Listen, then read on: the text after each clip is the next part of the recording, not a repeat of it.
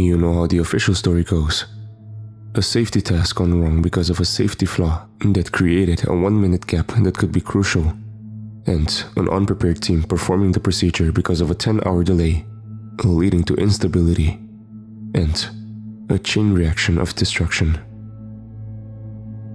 My dad was already a relatively old man. His 70th birthday would be in a few months. But he always had been one of those people with incredible vitality. So I was pretty sure that he was going to live to 100.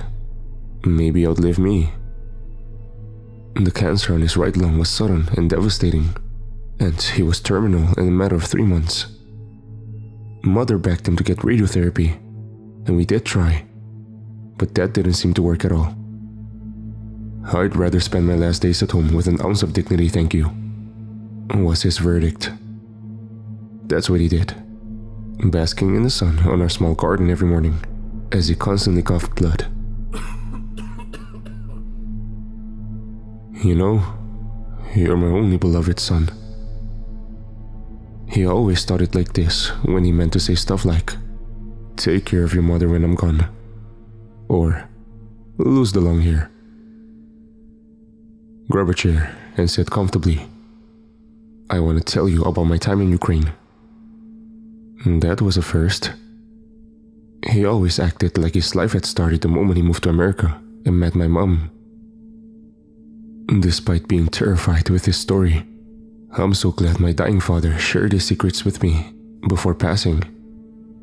I recorded everything, and the following is a transcription of his account, word by word.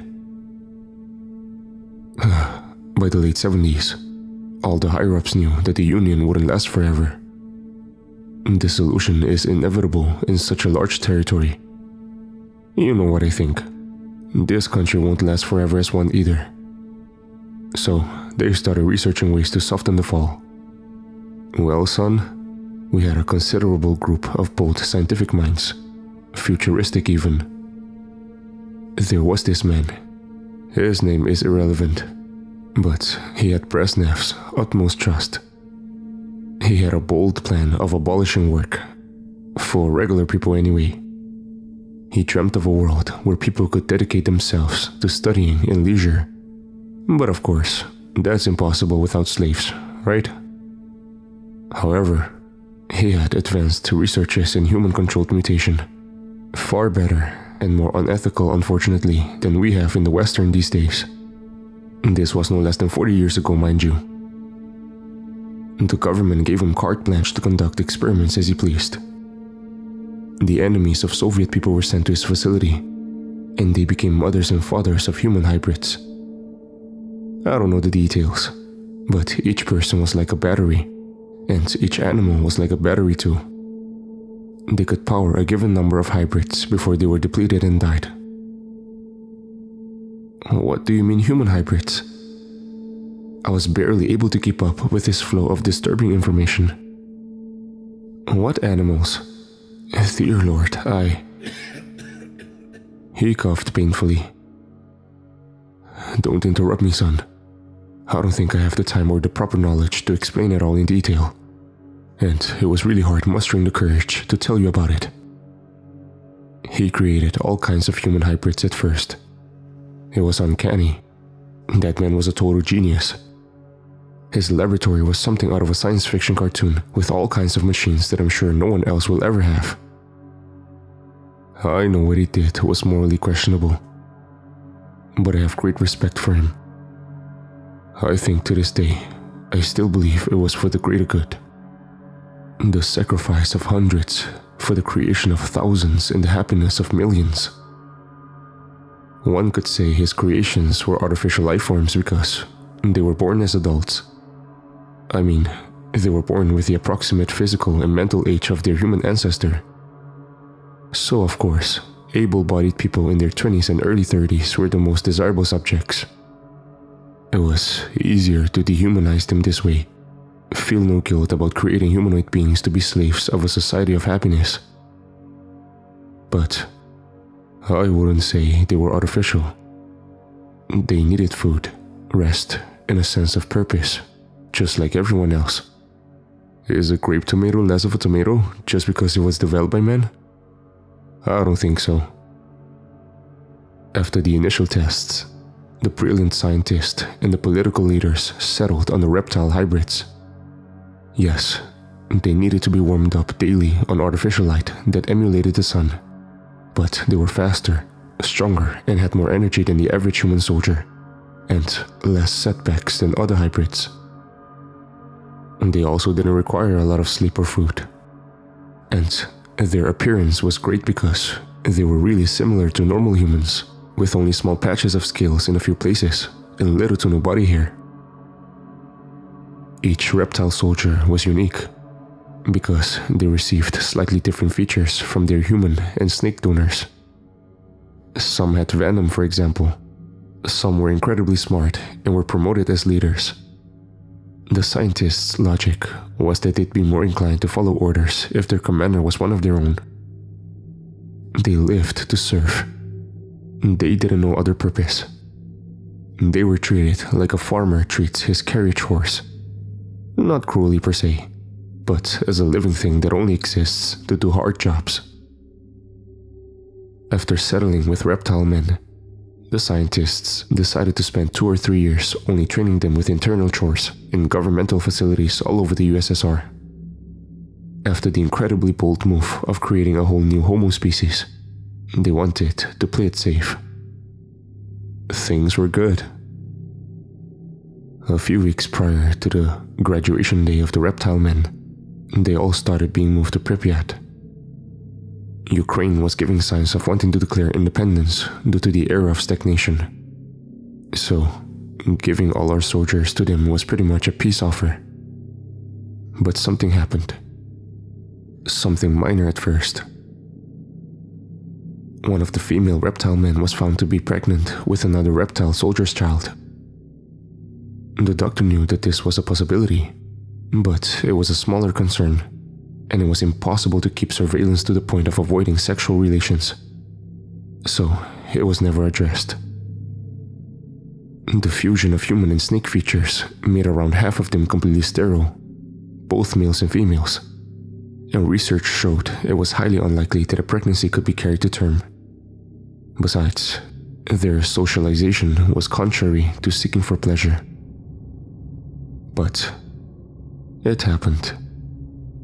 Faced with a decision, the doctor made the only mistake of his career, an expensive one. He decided to allow it to happen, eager to study the reptile men's first natural-born offspring. Inevitably, the word about the baby spread amongst the soldiers, especially after the pregnant soldier was quarantined. At first, they barely knew what it meant, since they had never been babies, never came out of a mother's womb. But then, something very primal and irresistible turned on inside their obedient brains, wreaking havoc and rapidly changing everything they knew. They gained the sense that there's more to life than they had been presented so far. The sense of wanting something better, a bright future for their children. And that resulted in a devastating rebellion. The reptile men escaped en masse, attacking the human soldiers, their oppressors, with the tactics they had been taught to protect the country.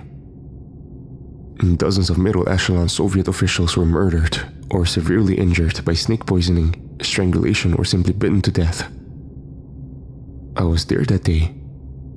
To me, none of those lives were disposable. The reptile men had a point, but I didn't condone with their violent methods. The person I cared about the most was the doctor. I escaped, carrying him in my arms. You know I always have been a great sprinter. Could have gone to the Olympics if the circumstances were different. I took the doctor to the safest place I could think of. The power plant. The reptile men couldn't possibly know about it, and even with their numbers and strength, it would take a long while to invade such place.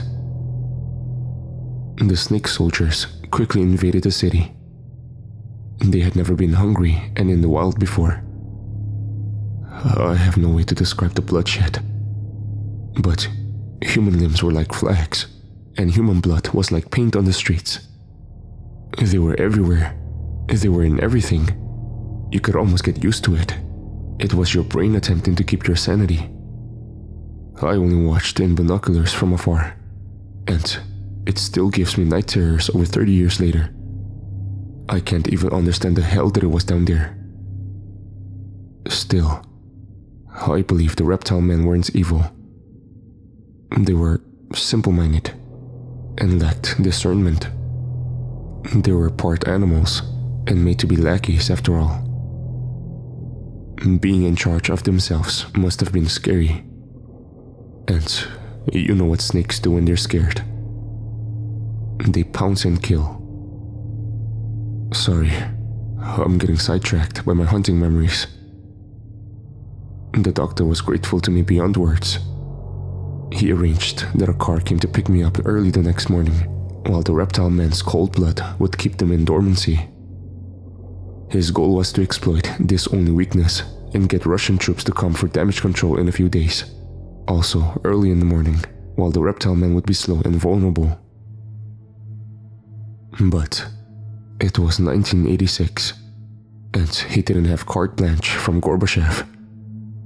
Everyone who could have vouched for the doctor was dead. He had majorly screwed up and was all alone. The night we spent in the Chernobyl power plant was the scariest of my life.